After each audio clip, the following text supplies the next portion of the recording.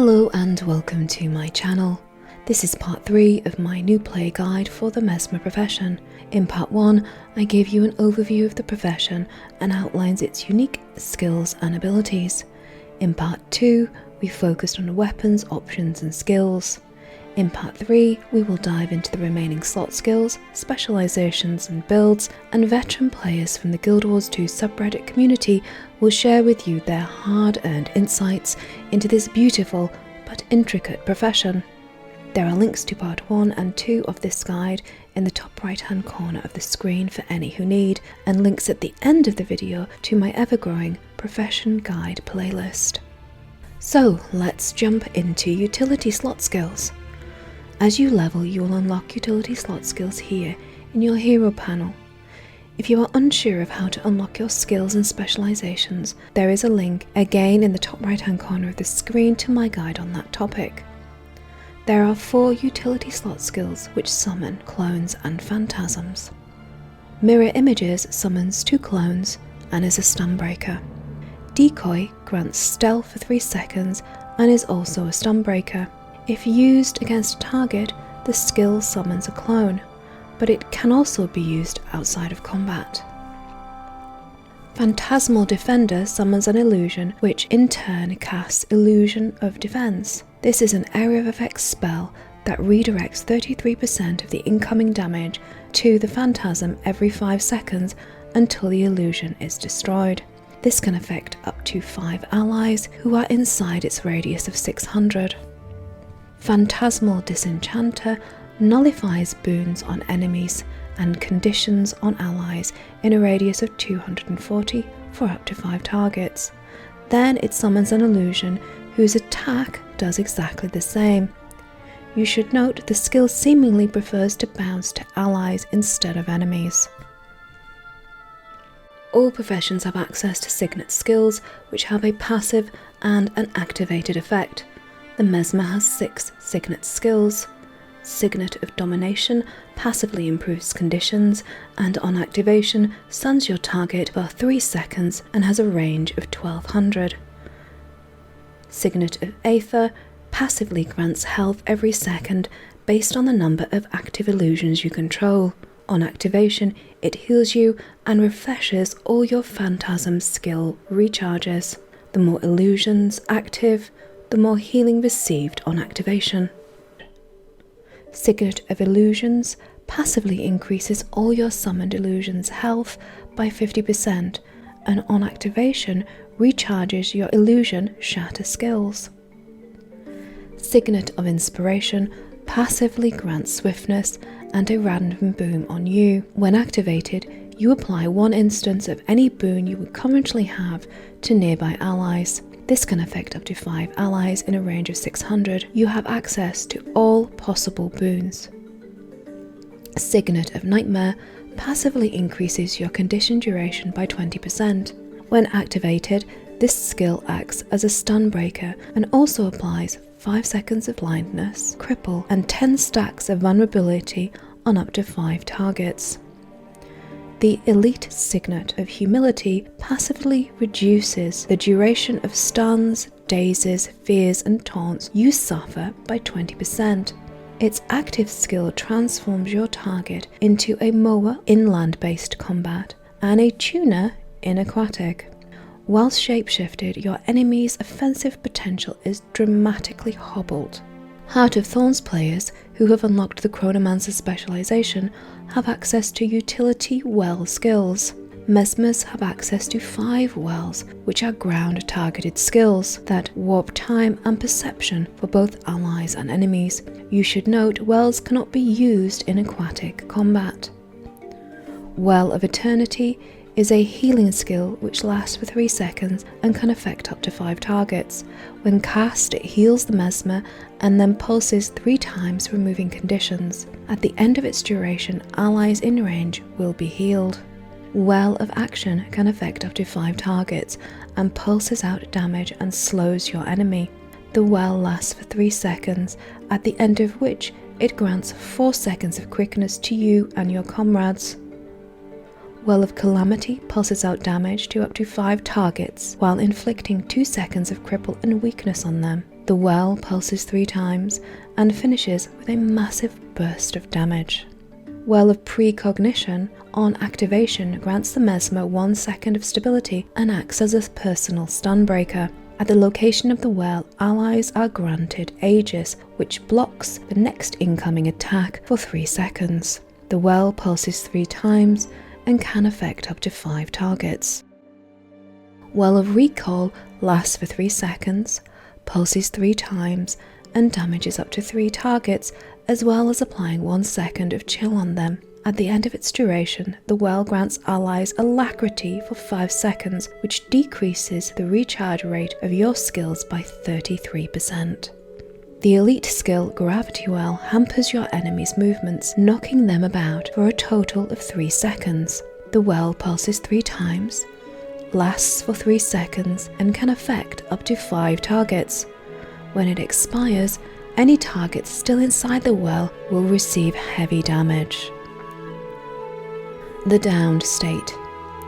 Unlike most MMOs, in Guild Wars 2, when you lose all your health points, you are not immediately defeated. You enter what is known as the Down State, where you cannot use your normal skills, as your action bar is replaced by a profession-specific Down State skill set. Skill 1, Mind Blast, when activated, explodes, causing 5 seconds of confusion with a range of 900. Skill 2, Deception, creates a clone decoy which casts Mind Blast on your target. The skill also teleports you to a random location and grants you 2 seconds of stealth. You do not need to be targeting an enemy for this skill to function. Skill 3, Phantasmal Rogue, summons a Phantasmal Rogue which deals double damage whilst flanking.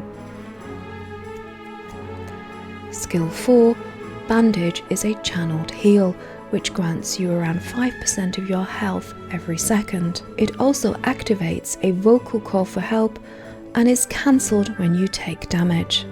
Heart of Thorns players who have unlocked the Spectral Aid Mastery line have access to a 5th downstate skill. Skill 5, Signet of Agony, passively steals health when you attack. On activation, you inflict spectral agony in a field around you. The cast is channeled, and the longer you channel, the larger the area you affect. This skill applies 5 seconds of spectral agony, 1 second of cripple, 3 seconds of confusion, and 3 stacks of torment, which last 3 seconds on up to 5 targets. This skill can only be used in PvE and WvW World content. Each profession currently has access to 5 core specializations and 1 elite. The core specializations are unlocked as you level, and by the time you reach 80, you will have unlocked them all. To unlock the elite specialization, you must have purchased the Heart of Thorns expansion and reached level 80. There will be more specializations added as ArenaNet releases future expansions. If you are unsure of how to unlock your specializations and equip traits, there is a link in the top right hand corner of your screen to my guide on that topic. In brief, your build is created by selecting different specializations and equipping them here. Each build uses 3 specializations which you choose here, like this. The elite specialization can only be equipped in the bottommost line. On each line, there are 3 fixed minor traits and 9 selectable major traits. From the 9 major traits, you can only use 3 at any one time. Let's talk about the core specializations, starting with Domination. Domination traits focus on buffing interruption skills and the application of vulnerability. It can also increase the Mesmer's personal damage and enhance and modify greatsword weapon skills and utility signet skills. Dueling traits can help you avoid damage by enhancing dodge mechanics and block skills. This specialization line enhances and modifies pistols and sword weapon skills, as well as mantra utility skills. Chaos traits focus on improving defense. It can buff, boon, and conditions and their duration. Chaos enhances and modifies staff and trident weapon skills, as well as manipulation utility skills. Inspiration traits can buff personal and group healing. The specialisation can also grant phantasms additional utility and enhances and modifies focus weapon skills and glamour utility skills.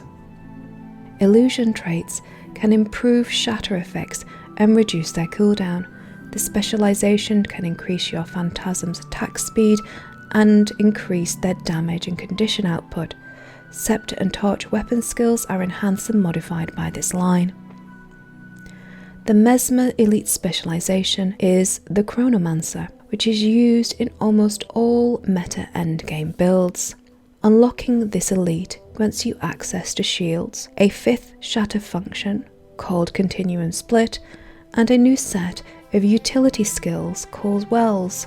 It also allows Mesmers to utilise the Alacrity effect, which increases the rate at which skills recharge by 33%.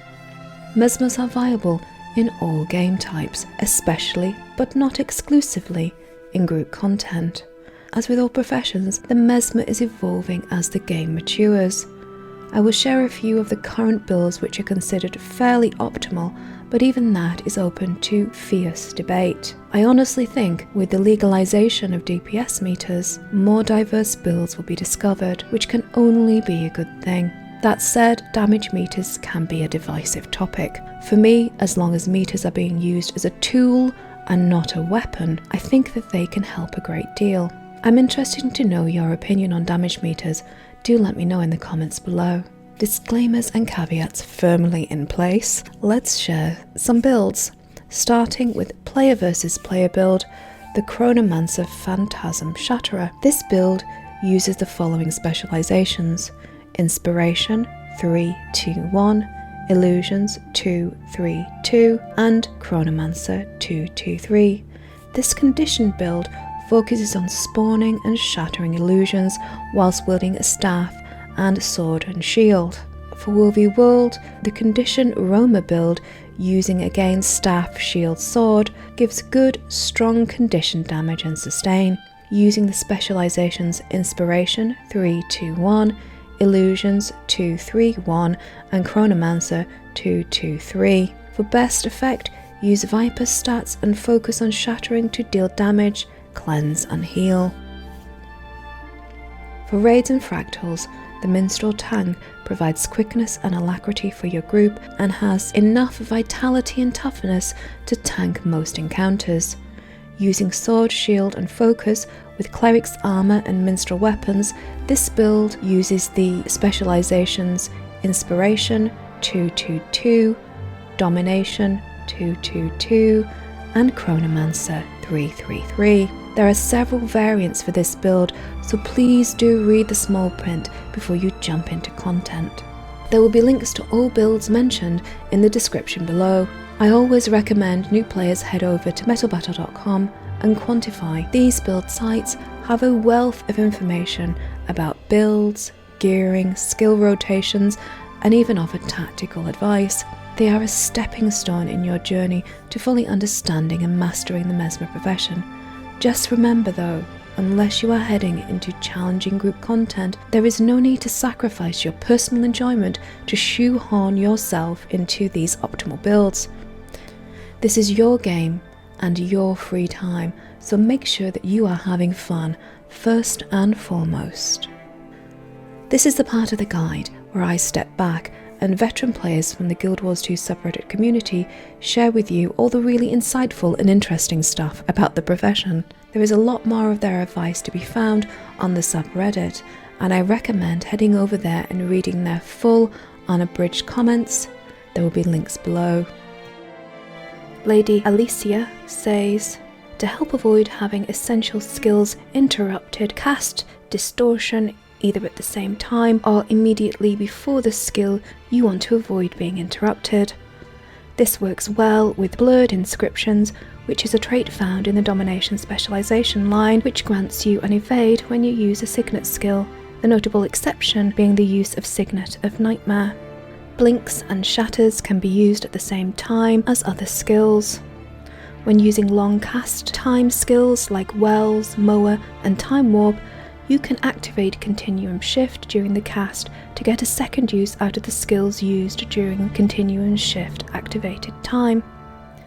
Mimic lets you use a utility skill a second time, making it possible to double cast wells and blinks. For portals, use Mimic before casting the exit to benefit from a second portal. I want to give a shout out to Hakoob. You honour me, sir. HelenCel says, welcome to the butterfly class, play your cards right and you'll never die, and says you should get used to sword main hand, cleave is your friend, use Blurred Frenzy as much as you can off cooldown unless you need to ration evades. The meta has opened up, so sword isn't the only option anymore, but it's still very valuable to learn, and in my opinion the most fun main hand Mesmer weapon. Pay attention to which enemies and bosses have projectiles and equip feedback appropriately. There is nothing quite like seeing a dozen critical hits show up when you're facing off against a bristleback. Signet of Inspiration passively gives you near constant swiftness, which is great for map exploration. MicahLacroix suggests name your character something sword art related and only ever use sword. naix-iq advises, main hand sword is your bread and butter, live by it, die by it. Scepter is a condition-based weapon with a block. Greatsword might be good for open world, but most enemies are melee able. Yes, that includes 90% of world bosses, although it's still a good idea to have Greatsword in your inventory. Staff is a defensive condition-based weapon with the hardest power-hitting phantasms. I would not recommend this for leveling or for new Mesmers for PvE. Mesmer's stealth ability gives the Hide in the Shadows buff, and as such does not stack duration with all other professions' stealth abilities. This also means that Mesmer stealth does not stack with Smoke Field, plus Blast and Leap finishers. Deception Evasion might sound, but you cannot control which enemies your clones chooses. I've had times where my clones went after that white-named frog. For Chronomancers, as Well of Eternity is a 2-part heal, with the second heal delayed, you can cast it during Continuum Split for it to heal you after the split ends. Continuum Split will expire abruptly should you go down during the duration. If that happens, you are inverted involuntarily. For example, if you use Split at full hit points and get downed within a second, Split ends and you get reverted back to your full hit points. ViddlyDiddly says, the Mesmer was my first and main profession, and I had 0 experience of Guild Wars 1 and 2 when starting. Your clones and illusions only last for 1 monster. You will get used to it. It's very rare to have 3 illusions at once. 1 per monster is good enough. Use your shatters even if you have no illusions up. They still apply their effect at your location. If you want to portal for others, begin by just making and using portals only for yourself. The placement and timing will then come naturally. Mesmers rely on specializations more than any other class. While everyone else can use specializations to fit their personal playstyle, Mesmers will probably have to adjust for each playing environment. This can be easily practiced by doing world bosses. Try to specialize so that you can be the most effective or helpful for each boss. It's easy to do and fun as well. Mesmers are catalysts. Yes, you are the weakest profession, but that's because we make everyone else so much more powerful. Mesmers do the setup, everyone else knocks them down. Finally, you are culturally obligated to play Fashion Wars 2. If you don't like elegance and butterflies, I have one name for you, Bayonetta. Why does she have such a small head? Why? Small head, tiny head, tiny, why? EndlessArray wanted to share this neat trick with you all. Here's a tip for multi-portaling. Using Mimic and Continuum Shift, you are able to portal up to 3 times in a row, which is useful for large groups of people or when being your friendly neighbourhood Mesmer at daily jumping puzzles. Cast Portal Entree, move to the desired location, cast Mimic, immediately cast Continuum Split, wait for Split. At this point you should have the Mimic buff on you with Mimic off cooldown, cast Portal Exaunt, use the portal as normal, then when it expires begin again with cast Portal Entree, move to desired location, cast Mimic, cast Portal Exaunt. Finally, just cast Portal Entree and Exaunt as normal. MaverickHunterN took the time to pen a fantastic guide to help with weapons choices and their best usage. It's comprehensive and you should really check it out. I also want to point you in the direction of Sleeper's Mesmer Guide for new players, which addresses some do's and don'ts. I think it's brilliant for players of all levels. There are links to both these brilliant community resources below, so please do show them some love. For players wanting a deeper dive into the Mesmer's raiding meta, I suggest you look at MightyTeapot's YouTube and Twitch streams. He live streams on his Mesmer and creates brilliant, in-depth endgame meta guides. I cannot thank enough everyone on the Guild Wars 2 subreddit who took the time to share their insights and real-world experience here. You guys rock. When the next expansion comes, and I want to say soon, please say it soon, there will be a new specialisation for the Mesmer. So what weapons and playstyles do you want to see for this brilliant profession? I want to see...